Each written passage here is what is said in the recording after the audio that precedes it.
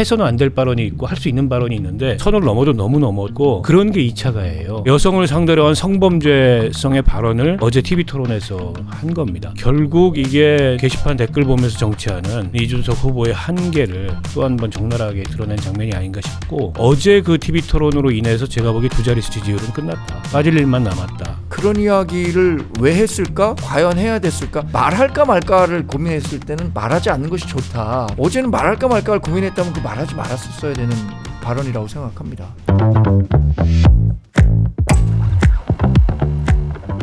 네, 우리 정치 좀 잘 좀 부탁드립니다. 여의도를 부탁해입니다.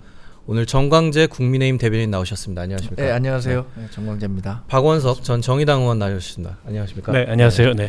박 의원님 지난 방송 나오셔가지고 네. 그 홍준표 의원님에 대한 촌평을 하셔서 네. 사실 거기에 또 홍준표 의원 지금은 전 후보시죠? 거기에 또 댓글을 달고 굉장히 화제가 많이 됐습니다. 아, 그랬었나요? 네네. 주변에서 뭐 얘기 없었나요? 빅 아일랜드에 계시면서 예. 정계 은퇴를 본인이 선언을 하셨지만 어느새 복귀하신 것 같아요. 이 대선 국면에서도 여전히 유감없이 존재감을 발휘하고 있는데 근데 너무 이제 조변 섞기 하신 게 아닌가.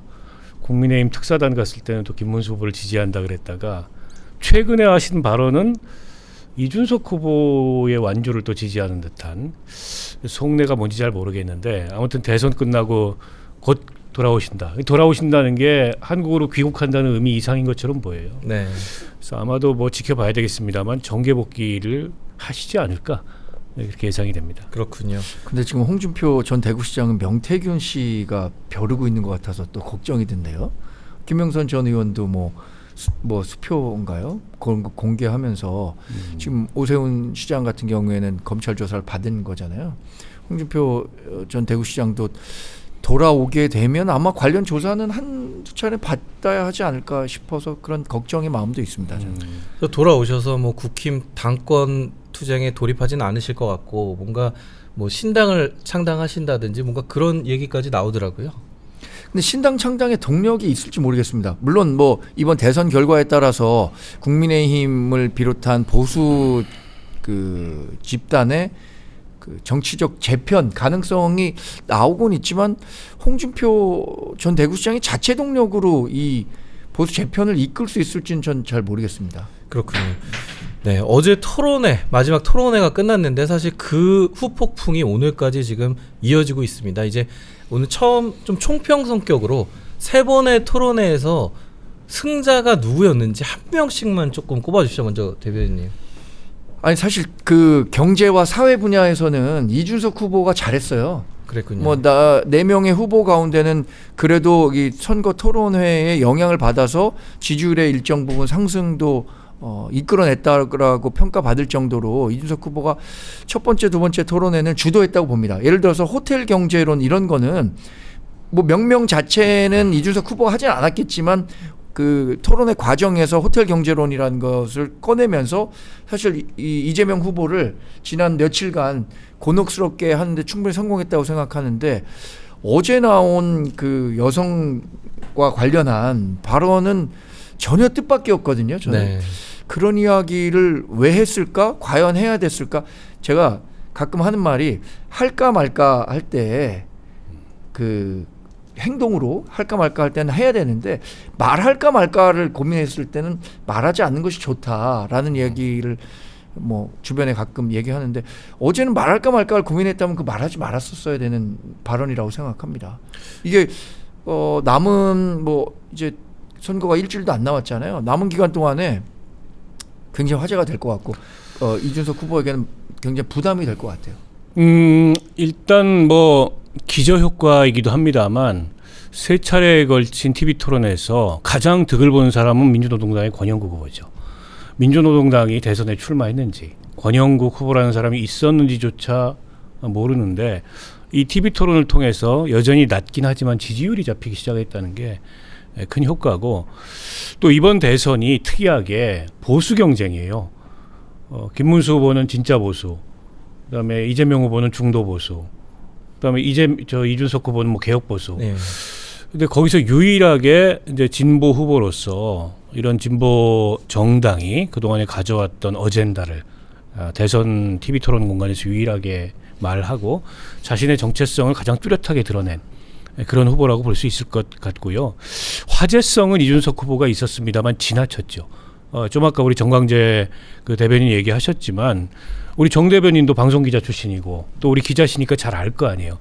이게 방송 특히 이제 지상파가 중계하는 TV 토론에서 해서는 안 될 발언이 있고 할 수 있는 발언이 있는데 그건 선을 넘어도 너무 넘었고 본인은 누군가가 쓴 댓글을 인용했다지만 그런 게 2차 가해예요. 그러니까 여성을 상대로 한 성범죄성의 발언을 어제 TV 토론에서 한 겁니다. 그러니까 이거는 혐오 이상의 이제 그런 그 잘못을 저는 저질렀다고 보고 이제 사과해야 되는데 여전히 변명하고 있고 무슨 뭐 그 여성 인권 얘기하는 사람들의 위선을 자기가 밝히기 위해서 그런 얘기를 한 것처럼 둘러대고 있는데 결국 이게 이제 게시판 댓글 보면서 정치하는 그런 이준석 후보의 한계를 또 한 번 적나라하게 드러낸 장면이 아닌가 싶고 어제 그 TV 토론으로 인해서 제가 보기에 두 자릿수 지지율은 끝났다. 빠질 일만 남았다라고 봅니다. 비슷하게 전망하시나요? 어제 110분 토론한 거잖아요. 근데 110분 토론한 과정에서 기억에 남는 건 그 하나밖에 없는 거예요. 근데 그 하나가 긍정적인 메시지를 전달하는 하나였다면 이준석 후보에게 굉장히 정치적으로 도움이 됐겠죠. 근데 정말 좀 상상하기 어려웠었던 이야기들을 본인이 얘기하면서도 얼굴 굉장히 찌푸리면서 얘기하더라고요. 그런 얘기는 하지 말았어야 된다고 생각하고 저는 두 자릿수 득표율과 관련해서는 제가 기자 시절에 뭐 이런 득표율 같은 거 잘 맞췄다고 자신하거든요. 근데 사실 이번 그 여성 비하 발언 관련한 그 변수가 있기 전까지는 운이 좋으면 10.3%, 운이 나쁘면 9.7% 예상했어요. 그랬군요. 이준석 후보. 네. 근데 이게 앞으로 남은 기간 동안에 표심에 영향을 준다면 박원석 의원님 말씀하신 것처럼 상당히 영향을 줄 거다. 그러면 두 자릿수 얻기 어려운 측면으로 갈 거다. 근데 이 두 자릿수 얻기 어렵다고 본 측면에는 이른바 준직명이라는 캠페인이 우리 당에서 이제 본격적으로 시작되고 있잖아요. 이준석 찍으면 사표된다. 그리고 이재명 후보의 당선을 돕는 일이다. 이렇게 되면 보수 진영 중에서도 일부 이준석 후보에게 엄정적이었던 사람이 그래도 이재명 되는 거 막아야지라고 생각해서 김문수를 뽑을 가능성이 커질 것 같아요. 그러니까 이게 특히 이제 제3 후보 같은 경우에는 여론조사 공표 금지 기간에 들어가면 속수무책으로 이제 사표 방지 캠페인에 당하는 경우가 많아요. 그러니까 2017년도 당시에도 박근혜 탄핵 이후의 대선에서 심상정 후보가 뭐 8, 9% 정도의 지지율을 보였고 최고 11%까지 나왔었거든요. 그 여론조사 공표 금지 기간 들어가기 직전에. 네. 근데 딱 여론조사 공표 금지 기간 들어가니까 민주당에서 심찍콩 캠페인을 했습니다. 심상정 거군요. 찍으면 홍준표 된다. 그래서 준직명이라는 얘기를 제가 처음 했어요, 방송에서. 그랬군요. 그걸 지금 국민의힘에서 가져다가 바로 이제 사표 방지 캠페인을 하고 있는데 제가 당해봐서 아는 거예요. 네. 근데 저게 눈에 뻔히 보이는데도 막기가 굉장히 어렵습니다. 그만큼 사표라는 것에 대해서 굉장히 꺼리는 유권자 심리가 일반적으로 있거든요. 내 표가 사표된다는 거에 대해서. 근데 이제 이준석 후보의 코어 지지층은 그럼에도 불구하고 건재할 것이다 이렇게 예상을 했어요. 네. 특히 이제 2030 남성층을 중심으로. 그러나 예를 들어서 윤석열, 김건희 이 꼴 보기 싫어서 차라리 이준석 지지하겠다. 이런 보수 지지층들 같은 경우에는 많이 흔들릴 거예요. 그런데다가 이제 어제 그 발언이 이 여성을 상대로 한 범죄적 발언이 그런 심리의 명분으로 작용을 합니다. 네. 저런 발언까지 젊은 친구가 해야 됐는데 이건 아닌 것 같다. 그러니까 이준석이 어제 그 발언 자체가 예를 들어서 사람들한테 불쾌감을 주고 그로 인해서 지지층이 돌아설 만한 발언이기도 했지만 안 그래도 사표 심리 때문에 조금씩 동요하고 있는데 거기에 결정적 명분을 줬다는 측면에서 본인은 잘했고 이겼다고 생각하겠지만 게시판에 떠도는 얘기 가지고 뭐 이재명을 한번 찔렀다. 라고 자기들끼리는 자축할 수 있겠으나 큰 틀에서 보면은 결정적 실책입니다. 사실 과거 대선을 보면 이렇게 단어 하나만 남는 경우가 있거든요. 뭐 과거 대선에 뭐 돼지 발정제랄지 아니면 뭐 MB 아바타 뭐 이런 단어가 큰 영향을 주는 경우가 있는데 이번에도 어떤 영향을 끼칠지 좀 지켜봐야 될 것 같습니다. 네, 양당 후보 얘기도 좀 해보겠습니다. 어제 토론회에서 사실 계엄과 탄핵을 두고 역대 가장 치열한 공방이 오갔거든요. 이재명 후보는 김문수 후보에게 뭐 내란이라고 아니라고 우기고 있다 이렇게 지적을 했고 또 김문수 후보는 우리를 뭐 내란 동조범이라고 하는 건 언어 폭력이다 이렇게 반박을 했는데 이 논박 과정은 좀 어떻게 보셨나요, 김 대변인? 사실 이번 그 선거가 치러지게 되는 뭐 결정적 계기가 12월 3일에 있었던 그 불법 계엄이었고, 그것 때문에 선거 구도 자체가 굉장히 어려워요. 그럼 이 어려운 선거 구도에서 벗어나려면 저는 뭐 당 대변인이긴 하지만 김문수 후보가 보다 적극적으로 윤석열 전 대통령과 거리두기, 절연 이거 나섰어야 한다고 생각합니다. 왜냐하면 계엄, 탄핵과 관련해서는 여론조사, 여기는 여론조사를 좀 쉽게 얘기해도 되잖아요. 대체적인 여론이 80% 정도는 계엄 나쁘다는 거잖아요. 탄핵 80%, 7, 80%는 탄핵 불가피했다 이렇게 얘기를 하고 있는데, 거기가 훨씬 표밭이 큰데 넓은 표밭에서 활동할 생각, 거기서 표를 가져올 생각 안 하고 좁은 표밭에서만 열심히 그 농사를 짓는다고 하더라도 수확량에는 차이가 있을 수밖에 없거든요. 운동장을 좀 넓게 썼어야 된다. 그래야죠, 당연히. 근데 그런 부분에 대해서 그런 식의 조언을 하는 그룹들도 많이 있었잖아요. 예를 들어서 뭐 중도 외연 확장을 강력하게 주장한 한동훈 전 대표라든가 뭐 안철수 의원이라든가 이런 분들의 이야기를 조금 더 적극적으로 들었어야 하는에도 불구하고 그런 시그널이 없었고, 그러니까 어제 같은 경우에는 이재명 후보가 그 부분을 집중적으로 공격하고 있는 거잖아요. 네. 어제 발언도 사실 저라면 조금 더 진일보된 메시지를 냈었어야 한다라고 조언을 드렸을 것 같은데, 지금의 그 구도에서 본다면 어쨌든 우리가 그 강성 지지자들의 이탈을 막아야 된다라는 측면에 더 무게를 둔 발언이 아니었나라는 측면에서 좀 아쉽게 봤습니다. 사실. 이준석 후보가 있었기 때문에 조금 그런 논조를 그럴 띄지 수도 않았나 뭐 그런 있겠고요. 평가도 있더라고요.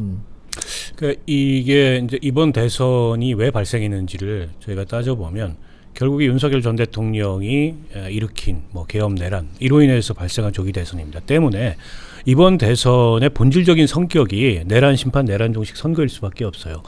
근데 중간에 다소 이게 좀 초점이 흐려졌던 게 최근에 이재명 후보의 지지율 답보 이런 걸로 나타났다. 이런 평가가 민주당 내부에서 있었던 것 같고, 마지막 이제 정치 분야 TV 토론에서 내란 프레임을 강하게 제시해서 그 책임을 김문수 후보에게 묻자. 이게 이제 이재명 후보의 어제 토론 전략이었던 것 같아요. 뻔히 예상되는 상황이면 김문수 후보는 좀 전에 우리 정 대변인 말씀하셨던 대로 좀 다르게 나왔어야죠. 근데 이거는 강성 지지층의 이탈을 우려한 그런 정무적 대응이었다기보다도 김문수 후보 스스로의 생각이 그런 겁니다. 그거를 이제 뭐 내란으로까지 보지 않는 거고, 여전히 윤석열 대통령과의 관계에 있어서 다소는 이제 두둔하거나 뭐 엄호하거나 네. 소극적으로 얘기하면 좀 이해하는 뭐 이런 입장에 서 있는 거예요. 그렇다 보니까 윤석열 그 전 대통령과의 과감한 단절 이거를 후보 스스로 잘 얘기하지 못하고 변명하듯이 이미 탈당한 분이어서 우리랑 관계가 없다. 아니 근데 탈당했다 그래도 그건 형식적인 당적 정리일 뿐이지 어떻게 관계가 없을 수가 있어요. 그러니까 단호한 단절의 의지를 천명하지 못하는 게 김문수 후보의 한계고, 그 점을 너무 잘 알고 있기 때문에 집요하게 이재명 후보 쪽은 그걸 찔렀다고 보고요. 이제 김문수 후보는 어제 토론을 보니까 그냥 작심하고 이재명 사법 리스크를 계속 환기하겠다. 네. 이 하나의 전략으로 나온 것 같아요. 근데 이게 좋은 전략인지 잘 모르겠는 게 이미 지지율에 반영이 돼 있거든요. 그러니까 사법 리스크가 새로 생긴 게 없어요. 그래서 그 TV 토론 전략이라는 측면에서도 다소는 좀 구태의연한 거 아니냐 이런 생각이 들었어요. 어제 민주당의 그 재판 중지법을 겨냥해서 뭐 황제도 이렇게는 안 한다 뭐 이렇게 발언한 게 조금 귓가에 좀 꽂히긴 하더라고요. 어떻게 네. 보셨나요? 박 의원님 말씀하신 거에 제가 사실 당 대변인에서 말씀 못 드리는 부분에 상당 부분 동의하는 내용을 말씀하셨어요. 근데 이 이재명 후보가 저는 지난 8년간 제일 키운 게 뭐냐? 정치적 맷집이라고 생각합니다. 이재명 후보는 어떤 새로운 그 악재가 나타나더라도 야, 이재명 후보라면 뭐 그 정도는 뭐 다 예상했었던 거 아니야? 가능하지. 이런 정도로 이게 상대 진영의 공격이 통하지 않을 정도의 맷집을 가진 것 같아요. 그래서 어제 얘기했었던 그 이재명 후보의 사법 리스크, 이거는 제가 대변인이 된 지가 한 1년 한 8개월 됐거든요. 네. 1년 8개월 동안 매일 했던 얘기가 이재명 후보의 사법 리스크예요. 물론 뭐 그 강도는 계속 커졌죠. 그리고 최근에 올수록 이재명 후보가 이제 대통령에 유력하고 가까워지니까 더 그런 위험이 커진 것은 사실입니다. 왜냐하면 형사소송법 개정해서 대통령 되면 재판 중지시키겠다는 거잖아요. 공직선거법도 바꿔서 면소조항 만들겠다는 거고, 헌법 84조 이것도 사실 법원에서 알아서 판단해야 되는 건데 다시 갖고 가서 헌법재판소에 가서 판결을 받겠다는 거잖아요. 이런 부분들은 저는 뭐 이미 많은 국민들이 알고 있는데 그걸 효과적으로 뭐 김문수 후보가 공격했느냐, 여기에 대해서는 아주 높은 점수를 드리기는 어려울 것 같습니다. 네.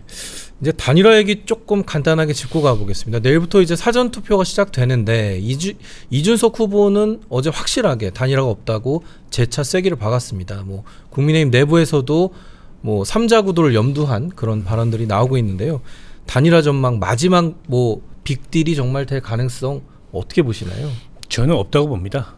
그러니까 이준석 후보가 그걸 강하게 차단하기 위해서 TV 토론 앞두고 기자회견까지 해서 다시 한번 그걸 강조했고, 이준석 후보로서는 사표를 막아야 되기 때문에 더더욱 강한 프레임을 내건 거라고 보고요.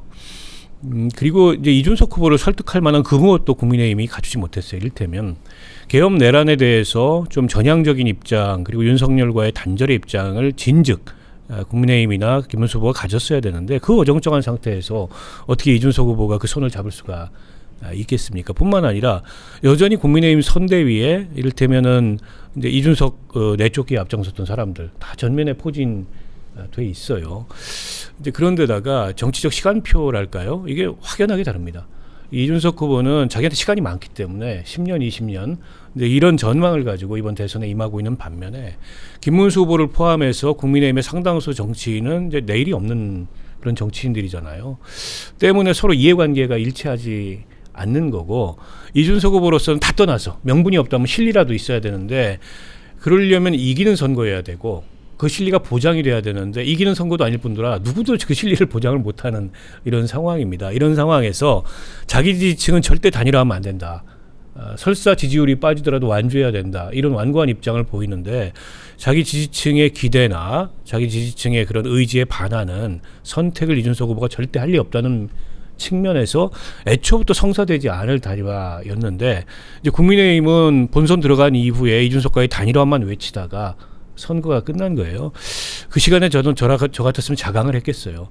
그래서 자력으로 40% 지지율을 넘어야 그게 이준석 후보도 흔들 수도 있는데, 여전히 30%대에서 김문수 후보의 지지율이 오락가락하는 상황에서는 제가 보기에 다른 어떤 반전의 모멘텀을 만들기 어렵다, 이렇게 보입니다. 그래서 그런지 어제부터 국힘 내부에 자강론이 나오고 있고, 김용태 비대위원장은 3자 구도로 가도 이길 수 있다 이렇게 주장을 하는데, 네. 사실 다른 한편에서는 3자 구도로 가면 필패 아니냐 뭐 이런 지적도 있거든요. 어떻게 보십니까? 19시간 남은 겁니다. 사전선거 이제 19시간 남았는데 그 시간 안에 뭐 극적인 변화가 있어서 이준석 후보가 뭐 단일화에 응할 가능성 저도 뭐 0%에 가깝다고 봅니다. 그러면 그동안 뭐 자각 노력을 안 했느냐? 자각 노력했죠. 그럼에도 불구하고 확장세가 좀 부족했었던 게 사실이고, 3자 모델과 관련해서 저는 의미 있게 보는 거는, 그 이준석 후보는 동탄 모델 얘기하고 있지만 우리 당은 부산 수영구 모델을 얘기해야 합니다. 진즉에 이 부산 수영구 모델을 얘기했었어야 되는데 그것도 좀 늦었다고 생각해요. 부산 수영구에서 장해찬 후보가 원래 공천을 받았다가 여러 논란 끝에 공천 취소가 됐어요. 그래서 우리 당이 정현욱 후보를 부랴부랴 새로 공천했습니다. 그때 당시에 처음에는 대략 3대 정도의 그 지지율이 나왔어요. 그런데 그 정현욱 후보가 그때 당시에는 이런 캠페인을 한 겁니다. 장해찬 후보 찍으면 정말 민주당 후보가 당선된다, 여지역에서.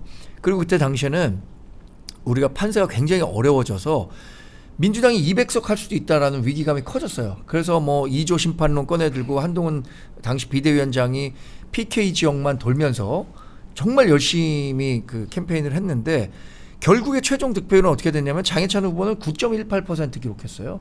정현욱 후보는 51% 가까운 득표율로 당선이 됐고, 그러면 우리 전국 전체 지형의 유권자 지형이 부산 수영과는 다르기 때문에 그 정도 결과는 아니더라도 장해찬 후보가 9%대였잖아요. 그러면 이준석 후보는 10%대 아래로 묶어두면서 우리 후보가 45% 얻으면 된다, 이런 전략을 했으면은 그리고 우리가 앞으로 추구해야 할 전력도 그거라고 봅니다. 결국 우리가 45% 득표하면 이긴다. 그러려면 우리 지지하는 사람들이 지금 야 이번 선거 어렵겠는데 투표해도 별로 의미가 없겠다라고 하는 그런 분들을 적극적으로 투표장으로 이끌어서 45% 얻으면 당선된다. 이런 전략으로 가야 된다고 생각합니다. 45%론이 오늘 나왔네요. 또. 네. 아니 근데 그 늦어도 너무 늦은 자강론이고요. 사실은 이번 대선의 전 과정 경선부터 보자면 국민의힘에 남는 키워드 딱 하나가 단일화입니다. 한덕수 가지고 한 달을 협의를 했어요. 그걸로 오세훈 사실상 주저앉히고 그다음에 뭐 홍준표, 한동훈 다 어떻게 보면은 선거 과정에서 떨구고 그리고 단일화에 가장 우호적이었던 김문수를 후보를 선출했는데 김문수 후보 갑자기 입장을 바꿔가지고 그거 안 됐고 후보를 선출해놓고도 일주일 동안 한덕수 밀어 올리려고 후보 갈아 끼우게 하려고 그 난리를 피우다가 이 상황이 됐는데 자강이라는 게 애초부터 없었던 거죠. 어떻게 보면 또 밖에서 적당한 후보 업어다가 이 상황을 좀 모면해볼까 반전해볼까 이게 국민의힘의 선거 전략의 전부였습니다. 그러다 망한 거라고 보고 지금도 설사 이준석 후보 표가 합쳐진다 그래도 이준석 그 지지율이 100% 국민의힘으로 안 갑니다. 그건 이재명 후보로도 간다는 게 지금 통계상으로도 나오고 있고 그렇게 되면 이준석 후보 지지율을 얹어서도 45를 못 넘어요. 이게 객관적인 한계예요. 그래서 이번 대선 결과는 제가 보기에 거의 정해졌는데 이재명 후보가 이제 과반을 넘을 건가 50%를 넘을 가능성이 높다고 보고 김문수 후보는 앞에 4자를 못 찍을 가능성이 높아요. 이대로 가면 30% 후반대. 그러니까 이준석 후보의 표를 얼마나 마지막에 가져오느냐 어제 변수가 좀 생겼습니다. 4자 찍을 가능성도 있는데 지금까지 추세는 4자 못 찍는 추세예요. 이렇게 보면 이제 폭망한 거죠. 근데 폭망의 원인을 누가 제공했냐? 국민의힘 내부에서 제공한 거예요. 사실은 윤석열과의 절연도 늦어졌고 그 뒤에 어쨌든 경선 치르는 과정에서 단일화 외치다가 결국 자강할 기회를 못 만든 거고 후보 선출해놓고도 그 후보를 흔들어서 갈아 끼우려고 하다가 그러니까 대한민국 대통령 선거 역사상 이런 정당이 있었나 싶을 정도의 최악의 모습을 국민의힘이 스스로 보인 겁니다. 재반박할 수 있는 기회 드리겠습니다. 사실 2017년에 우리 당이 어려운 선거 했죠. 그런데 당시에 이 박근혜 전 대통령이 탄핵된 이후부터는 박근혜 전 대통령과는 사실상 이 절연하는 모습을 보였었어요. 그래서 저는 우리 당이 24% 홍준표 후보가 얻지 못했지만 뭐 안철수 후보가 21% 얻고 유승민 후보가 7, 8% 얻으면서 그래도 전체 정도 중도 보수 진영이 50%를 넘는 결과를 나타냈다고 보는데 이번에는 저도 4월 4일까지는 전 어쩔 수 없었다고 봐요. 당시에 이제 탄핵 재판이 진행되는 과정에서 여러 절차적인 어려움 또 절차적인 문제 그리고 우리 당을 지지했던 사람들 가운데는 탄핵은 안 된다라고 생각했었던 사람들이 많았기 때문에 그때까지는 윤석열 전 대통령과 거리 두기가 완벽하게 이루어지기는 어려웠다고 보거든요. 그러나 4월 4일 이후부터는 정말로 절연하고 정말 출당 조치라도 했었어야 우리가 이번 선거를 치르는 명분이 있었을 것이라고 생각하는데 정말 윤석열 전 대통령의 바짓가랑이만 잡고 있다가 이번 선거가 이렇게 어려운 국면으로 진행된 거 아닌가라는 데 대해서는 전 120% 공감합니다. 제가 물론 뭐 당 대변인이라 더한 표현은 못하지만 우리의 전략적 미스는 분명히 있었다. 이게 과거 정권 심판적 성격으로 가면 안 됐었거든요. 사실 대선 투표는 우리가 누가 뭐라 그러더라도 그 전문가들이 얘기하기에 전망적 투표를 한다 그래요. 어느 대통령이 되면 우리나라가 더 잘 되겠다라는 전망적 투표로 갔었어야 되는데 전망적 투표로 한 발짝도 못 나가고 윤석열 전 대통령과 관계가 어떠느니 뭐 정권 심판 성격으로 가니까 우리가 필패할 수밖에 아직 필패한 건 아닙니다. 45% 얻으면 당선되기 때문에 지금 이렇게 말씀 주셨으니까 네. 마지막으로 하나 요것만 좀 여쭤볼게요. 저희가 이제 동아일보가 그 여론조사 공표 전 마지막 그 여론조사를 보면 이재명 49.7 아닙니다. 45.9입니다. 김문수 34.4 이렇게 약 한 10.5%까지 이제 격차가 준 모습을 보였거든요. 이게 여기 이제 말씀 주신 게 45%까지 될 거다 이렇게 주장을 하셨는데 이 격차가 어디까지 줄 수 있을까요? 뭐 민주당 박지원 의원 같은 경우에는 뭐 5% 미만까지는 갈 것이다. 이렇게 전망을 했는데요. 그런데 박지원 의원님은 이상하신 게 얼마 전까지는 60% 득표 목표라고 얘기하셨다가 아니 이재명 후보한테 혼난다 그러니까 아니, 당에서 경고 맞고 나서 갑자기 목표를 바꿔가지고 박빙이다 뭐 이렇게 또 수정을 하셨어요. 근데 저는 두 자릿수 격차가 거의 날 거다 이렇게 보는 게, 그러니까 결집을 하고 있는 건 맞아요. 그러니까 TK를 중심으로 해서 PK를 중심으로 회복세에 있는 건 맞는데, 그러면 그 결집의 모멘텀을 가속화시킬 그런 전략이 있어야 돼요, 국민의힘이. 그거는 이제 윤석열과의 더 극적인 단절이 됐든 아니면 외연 확장 차원에서 뭐 이런 거든. 근데 그런 게 없어요. 어제 이낙연 전 총리 뭐 손잡은 거 가지고 대단한 외연 확장이라고 얘기하지만, 이낙연 전 총리가 플러스 알파 할 게 거의 저는 없다고 보고요. 오히려 잡탕밥처럼 보이는 측면이 있고, 윤석열 전 대통령의 관계 여전히 어정쩡하고, 그런데다가 내부 단합이랄까요? 내부 통합. 그러니까 한동훈 후보가 노도강 유세에서 극적으로 무대에 섰습니다. 좋아요. 그 분위기를 더 확대해야 되는데, 바로 그날 밤에 윤상현 임명해가지고 마치 한동훈을 또 견제하는 듯한 모습을 보였어요. 그로 인해서 어제 하루 친한 게 태업하고, 한동훈 후보 어제 아무 메시지도 안 내고 아무 일정도 없었잖아요. 이런 거예요. 지금 국민의힘에 이 대선 이후에 당권을 향한 자중질환이 이 와중에도 계속되고 있어요. 이러니까 확장의 모멘텀이 생기냐고요. 그래서 저는 30% 후반대에서 그냥 주저앉을 거다 이렇게 봐요. 제가 그 얘기 물어보고 싶었는데 바로 말씀을 주셨네요. 우리 당 예. 오셔서 컨설팅 한번 해주세요. 네. 제가 좀 뭐 저한테 적절한 대가를 주시면